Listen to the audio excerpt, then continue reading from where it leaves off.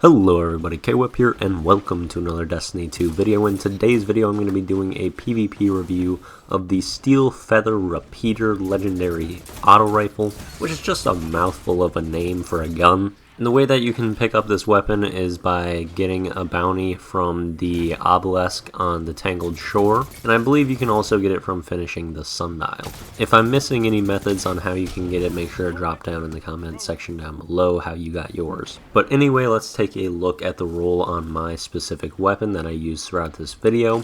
It's a pretty average roll, there's nothing too special about it. The best part of it is probably its first perk, which is Swashbuckler. It gives you increased damage from picking up kills, and especially increased damage when you pick up a melee kill. And having increased damage is always a nice thing after picking up kills, and if you pick up a melee kill and get Swashbuckler times 5, then the thing can really melt. Then it has Ambitious Assassin, which gives a larger magazine size based on the amount of kills that you get before reloading. This isn't a spectacular perk, but it is somewhat handy getting a bigger magazine size after picking up kills, making it so you can just spray a little bit longer and potentially get more kills with that certain magazine. Then we have extended magazine or armor piercing rounds. I'm going with armor piercing rounds to get the more range, and also just to have that better reload speed is kind of nice as well. And then for the ballistics, we have fluted barrel or full bore. I'm going with fluted barrel because it has far better stability than full bore, and stability is something that you definitely want to get bumped up on this weapon. Then it has a handling masterwork, which I'm not going to redeem because that's not super valuable for a gun like this. And then I did some different things with the weapon mod. I started my first game off without even remembering to put one on, so in my first game I thought the weapon felt actually pretty good, and I actually got a wee round of medals in my very first game using the weapon on Convergence, which you'll see that. And so I was feeling pretty good about the gun, but I figured it probably could be a little bit more stable, so I threw on a counterbalance stock and used that for a couple of games, but didn't find that it made much of a difference, so I thought that it was better to put on a different type of perk, and I went with backup mag, which gives it an extra 10 bullets, making it go from 49 magazine size up to 59, and that just made it so you can kind of spray and pray a little bit more, and also pick up more kills per magazine, and it was just kind of nice to play with backup mag, so that's what I ended up sticking with. As I would typically recommend something like counterbalance stock, but it just didn't seem like it was doing much. So yeah, that's the mod situation throughout the video. Now let's talk about the weapon a little bit more broadly. It is a rapid fire frame auto rifle, which means it fires 720 rounds per minute, which makes it the fastest rate of fire auto rifle in the game. And this archetype is decent right now. It has a fairly good optimal time to kill of 0.83 seconds.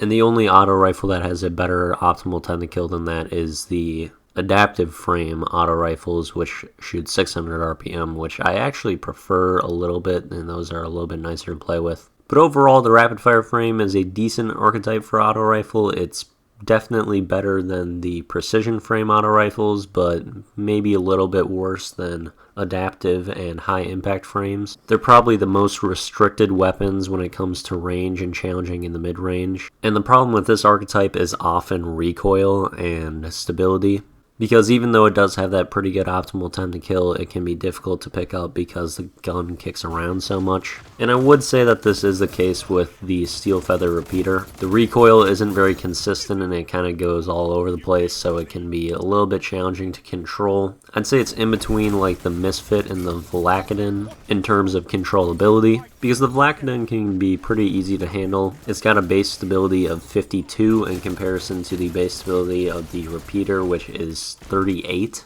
So that difference in stability between the Steelfeather and the Vlakadin is kind of a big knock on it, as far as which 720 RPM auto rifle you should be using. However, the Vlakadin and Steelfeather aren't completely direct competitors, because the Steelfeather is a kinetic weapon in comparison to the Vlakadin, which is an energy weapon. And this is one thing that makes Steelfeathers fairly unique, is that it is a kinetic weapon that can roll with random rolls, because I believe it's the only one in the game that can currently do that. And then another special thing about the Steelfeather Repeater that could potentially make up for some of its poor stability is that it does have some perks that it can roll with that can be pretty beneficial. For For example, it can get firmly planted or slideways, which makes it so you can have increased stability from crouching or after sliding respectively. And these can be significant buffs to stability, which can make this weapon a lot more controllable and worth using. Because with this type of weapon, it's not really going to be an elite option until it's extremely easy to use and the recoil is very limited. So unless you can get a roll with stability buffing perks that make the weapon a lot more controllable, then it's not going to be something that's going to be a strong option for you in the Crucible typically. And there's a lot of things that outcompete it. For example, in the mid to close range, hand cannons are going to be a lot better, mid-range pulse rifles are going to be a lot better, close range shotguns, some machine guns and sidearms are going to kill faster and more effectively. And so for this weapon to kind of carve out a niche for itself, it just needs to be a little bit more controllable and easier to use overall. So unless you can get an absolute god roll on this gun with really good stability buffing perks and maybe getting a damage buffer in there too, like Swashbuckler or Multi-Kill Clip, it's probably not going to be too usable typically in the Crucible, and it's going to be more on the side of a gun that's occasionally fun to use. So that's how I would view your Steelfeather unless you can get something like firmly planted Multi-Kill Clip ricochet rounds.